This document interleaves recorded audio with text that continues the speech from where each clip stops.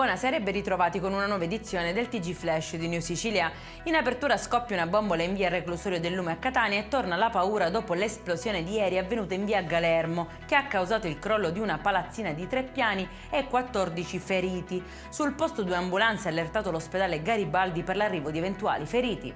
Carenze igieniche e gravi violazioni della normativa sulla sicurezza del lavoro. Nei guai un noto bar di Corso Sicilia a Catania scattano 15.000 euro di multe. Sequestrati anche 15 kg di prodotti ittici surgelati e non tracciati.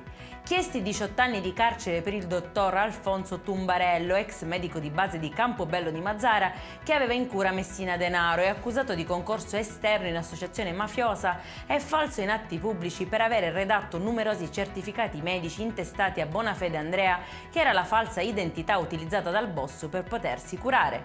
Ha ottenuto in tempo record rispetto alla sua denuncia diventata virale in poche ore il piano terapeutico che le servirà per curarsi gratuitamente. Finisce bene la storia di Lenia Mancuso, la 29enne di Val Guarnera, madre di 3 figli, affetta dalla sindrome di Gitelman, che per assumere gli integratori è costretta a pagare di tasca sua. La sua vicenda però ha avuto un grosso clamore mediatico e ha messo in moto la macchina sanitaria regionale.